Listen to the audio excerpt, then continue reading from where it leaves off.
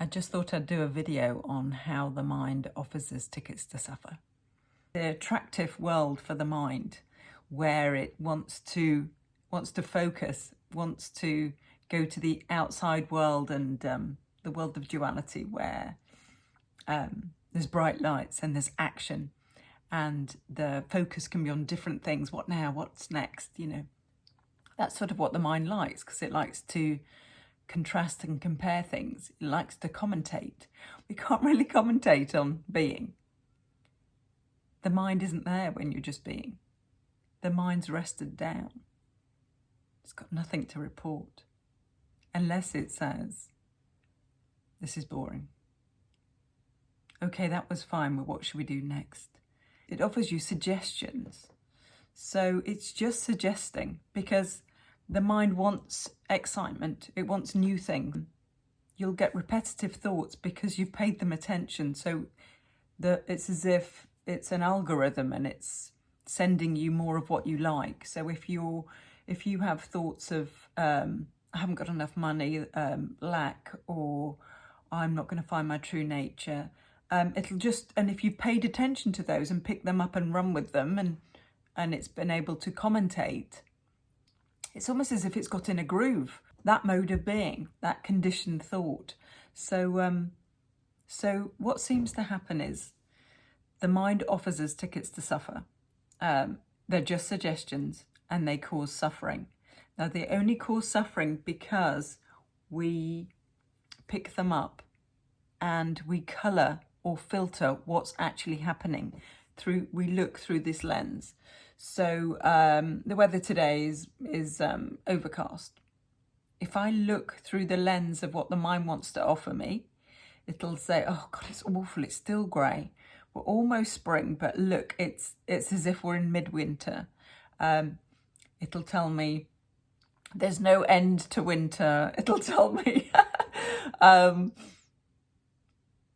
it's so cold. I hate the cold. Why can't I be in the Caribbean? I can't afford a holiday. Everybody else is going on holiday. It'll just offer me tickets to suffer. And all it is an overcast day. In reality, there's clouds. That's it. It's just clouds in the sky. So the mind commentates on the clouds in the sky and offers its opinions about the clouds in the sky through repetitive thoughts, thinking, and it's sort of almost as if it's degrees of suffering. And once you've picked up a couple, you really can just go on that roller coaster ride, of whew. So it's as if you've got a fun fair and there's a ticket being offered that, I notice the clouds in the sky. That's all I'm doing. Effortless being, just being, notices clouds in the sky. The mind says, oh, more grey clouds. First ticket. So if you pick that ticket up, you get on the roller coaster. And that's where you might get some more tickets along the way. How awful it is, so you're chugging up on the roller coaster and you're going to get a barrage of other tickets, and it dives you down, and you've plugged in to that game of duality, to the mind, commentating, and, I'm a person in the world with all this happening to me. And then we seem to get spat out. I don't know if you've ever noticed that. You've got a barrage of thoughts, and all of a sudden it's as if you're spat out of the game, and you're like, oh my goodness, my mind. Wow, I was just in a whirlwind of thoughts, or a train of thoughts. They're just one after another. So there's a bit of space. See that space as, okay, I'm awake. I'm out of the game. Because what happens is the mind will offer you, oh, look, you picked up another ticket. Or my mind is causing me to suffer. That's another ticket. So you're back in the game with the mind, and it'll offer some more. See, you always do that. You can never find peace.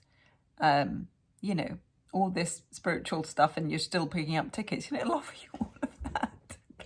It'll play the one that's trying to awaken. It's just offering suggestions. So you've maybe done some work on you. So you feel like you've looked at a lot of your thoughts and you've seen through them, but there's a few that are quite sticky. So you pick them up, and you realise you've picked it up, but you're on the roller coaster, and you're on the roller coaster wide awake, thinking, why did I do this?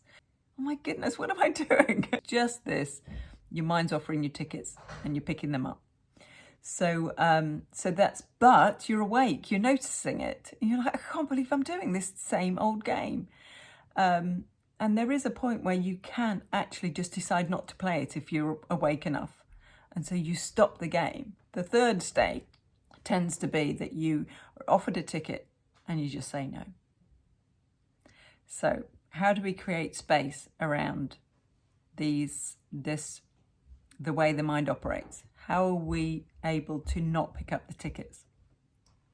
So if you rest as much as you can as effortless being, if you rest as much as you can as your true nature, just this space of being, whenever you get a chance, I would recommend first thing in the morning, before the mind's kicked in and the idea of you is there. There's just a small opportunity where you can just be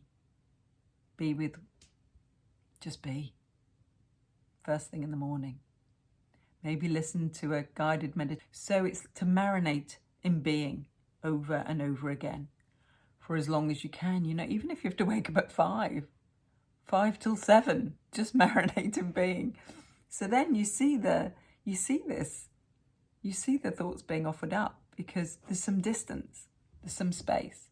And then maybe in the evening, before you go to sleep, do it again. It's just that our attention goes to the funfair because it's exciting, because the mind wants to contrast and compare. But at that, opening up your focus and being with what is, that resting back in a place of allowing pure potential, not in a place of doing, gotta get, just in a place of being.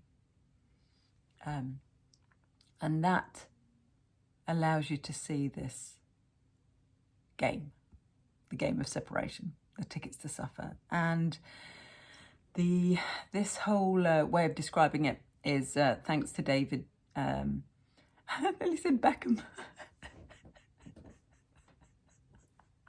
Sorry, Bingham. David Bingham,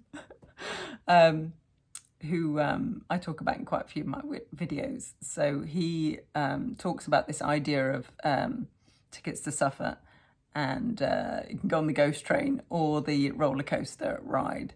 And it's just a good way of seeing that you've actually got a funfair there, wanting to take your attention. This is just being. And the mind wants to commentate. It's just what just what it does. So as soon as you closed your focus and looked at the funfair and picked up a ticket, then you're going to have to ride it out. But actually, when you get off, come back to just being. So it doesn't mean that you don't get anything done in the day. It just means you got your eyes wide open and you're seeing these tickets being offered in just your awareness. So you're just open. You're in this field of awareness. Whereas once you picked up a ticket, you close down and you go into that mode of being that's it's the world of duality, subject object. You pick up the I am separate ticket. That's the biggest one. And then it's control. I've got to control my environment, because you're in the game, so you want to control your environment.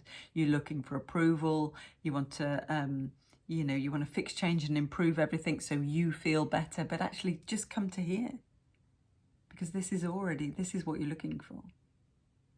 This place of being. So it's uncaused happiness. Whereas in the game of duality, you're looking for happiness. You're looking for something to make you happy, and it's temporary.